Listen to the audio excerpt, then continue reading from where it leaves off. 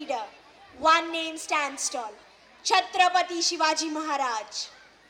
Shivaji Maharaj was not just a warrior, he was a visionary who laid the foundation of Swaraj, a kingdom built on justice, self-rule and dignity. His bravery, strategic brilliance and an unwavering commitment to his people made him one of the greatest leaders in Indian history. Agra से साहसिक पलायन से लेकर मुगलों और आदिल शाही सेना के खिलाफ लड़ी गई वीरतापूर्ण लड़ाइयों तक उनके जीवन का हर अध्याय संघर्ष और संकल्प की महाकाव्य गाथा है। उन्होंने केवल मराठा साम्राज्य की स्थापना ही नहीं की, बल्कि अपने लोगों की सुरक्षा भी सुनिश्चित की, प्रशासन, न्याय और सभी की भलाई को बढ़ावा दिया।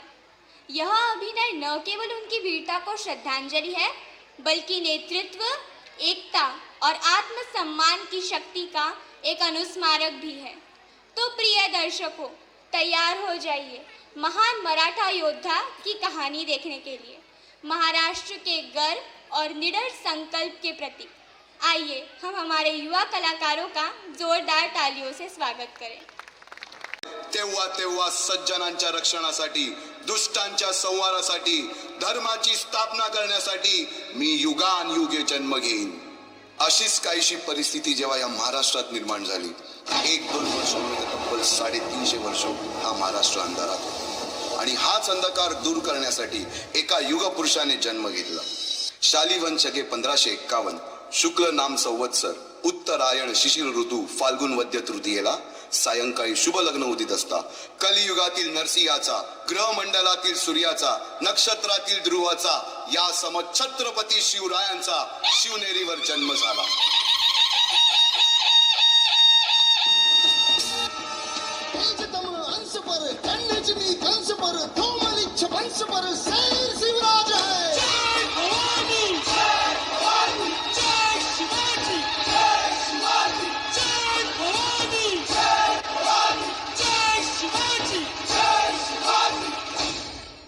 बालवयापासूनच शिवबांना माँसाहेब जिजाऊंनी रामायण महाभारतासारख्या गोष्टी सांगायला सुरुवात केली, ज्यामधून धर्म अधर्म, सत्य असत्य, न्याय अन्याय यातील फरक शिवबांना समजू लागला।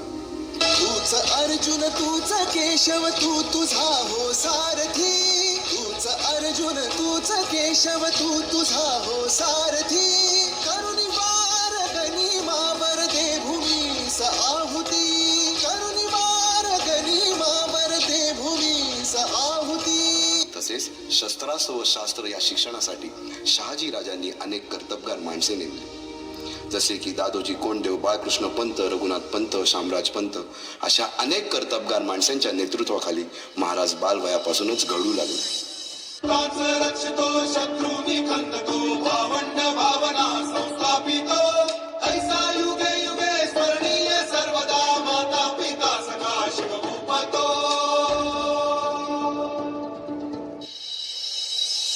एकटे नेतृत्व कधीच साम्राज्य उभे करू शकत नाही, त्यासाठी तशी कर्तबगार माणसे, निष्ठावन मावळे घडवावे लागतात। शिवरायांनी असे सवंगडी त्या वयापासूनच पारखायला सुरुवात केली। तानाजी मालुसुरे, सूर्याजी मालुसुरे, यसाजी कंक, सूर्याजी काकडे, बाजी जेदे आणि अशा अनेक सवंगड्यासमोर शिवबांनी शपथ घेतली स्वराज्याची, शपथ घेतली स्वराज्याच्या बांधणीची।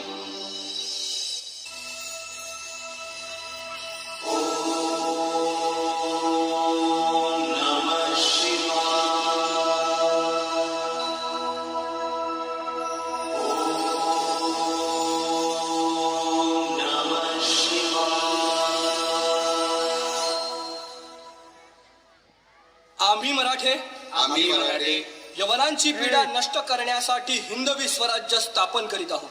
यवनांची पीडा नष्ट करण्यासाठी हिंदवी स्वराज्य स्थापन करीत आहोत। राष्ट्रभावनेने संघटन करून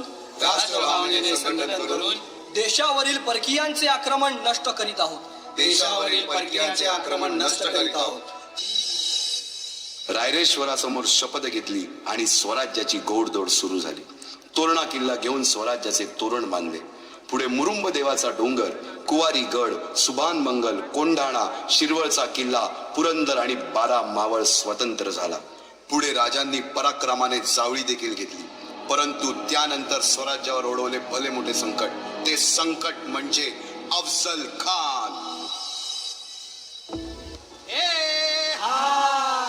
मुघलांनी नजर वाकडी, मग राजानं काय केलं महाराज? राजांनी आता युगत काय मांडली? अरे युगत मांडली, युगत मांडली, युगत मांडली, युगत मांडली, अरे युगत मांडली, राजानं युगत मांडली, युगत मांडली, युगत मांडली. बघा बघा बघा, युगत मांडली राजांनी आता, शिवरायांनी महाराजांनी अशी ही युगत पंताची जुबान सिद्धीच्या खेम्यात पंत तो जिभेन असवत भेटाया येणार सुलूक होणार हो. बोलना, हम लाएंगे शिवाजी को. आणि त्यानं विडा उचलला. नवतेच अफजल खाने, या नवतेच अफजल खाने चिता जागता जणू सहिताने. कान बोलला छाती ठोकून, शिवबाला टाकतो चिरडून. मासाहेब, आम्हाला आमच्या जीवाची पर्वा नाही. राजांचा जीव वाचणं गरजेचं आहे. रायबा, शिवबा केवळ आमचा पुत्र नाही, तर अवघ्या मराठी जनांचा स्वाभिमान आहे. या मातेने आपला पुत्र गमावला तरी 72, परंतु भ्याडपणे पळून जाऊन या मराठी मुलखाचा स्वाभिमान गमावता कामा नये. अशा वाघिणीचा त्यो छाला. बाळासाहेब, आपला पुत्र आणि मराठी मुलकाचा स्वाभिमान विजयी टिळा लावूनच परत अशा वाघिणीचा त्यो छावा, तथास्तु. गनिमाला कसा ठेचावा. ज्याला पाहून, राजाला पाहून खान म्हणतो कसा. आओ आओ शिवाजी, आओ हमारे गले लग जाओ. खानानं राजाला आलिंगन दिलं आणि दगा केला.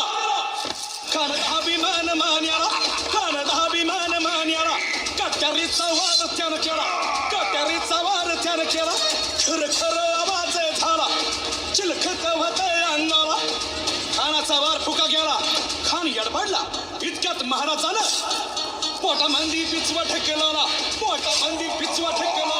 वाघ नखाचा मारा केला, वाघ नखाचा मारा केला. टरा टरा पडलं पोटाला, टरा गेला खानाचा कोटला. भाई रे भाई रे आला जी जी, भाई रे आला जी जी जी. हिंदवी स्वराज्य वाढू लागले. अशा या वाढत्या हिंदवी स्वराज्यावरती संकटे येतच होती. पुढे स्वराज्यावर संकट आले ते म्हणजे सिद्धीचे, सिद्धी जोहरचे. सिद्धीने सुमारे 4 महिन्यापेक्षा जास्त पन्हाळ्याला वेढा घातला. या वेड्यातून महाराजांना सुटकेसाठी बाजीप्रभू देशपांडे, शिवा काशीद व अनेक बांधलांनी पराक्रमाची शिकस्त केली. पवनखिंडीत 3000 गनिमांची अवघ्या 300 मावळ्यांना घेऊन गोडखिंड अडून धरली आणि बाजीप्रभूंनी राजांना पुढे जाण्यास सांगितले. काय म्हणावे त्या शौर्याला? राजे लाख मेले तरी चालतील, परंतु लाखांचा पोशिंदा हा जगलाच पाहिजे. तेथील औरंग्याच्या मगरमिठीतून निष्ठून आल्यावर तहात दिलेल्या किल्ल्यापैकी जेव्हा कोंढाणा घेण्याची वेळ आली तेव्हा स्वतःच्या मुलाचे लग्न बाजूला ठेवून सुभेदार तानाजी मालुसरे पुढे आले. काय म्हणावे त्या त्यागाला? ही मोहीम मॅच फत्ते करणार राजा. आधी लगीन कोंढाण्याचं, मग माझ्या रायबाचं.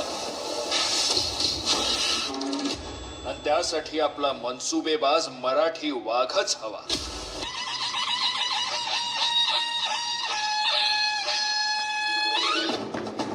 इंद्रजनी जंब पर, वादवसु अंब पर, रावण स रंब पर, रघुकुल राज है.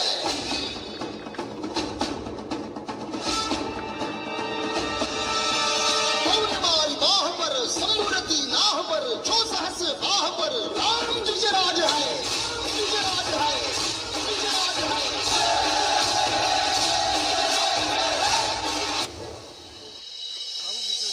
अशा या स्वराज्याच्या यज्ञकुंडात अनेक महावीरांनी शौर्याची, निष्ठेची, त्यागाची संविधा धारण करून आहुती घेतली.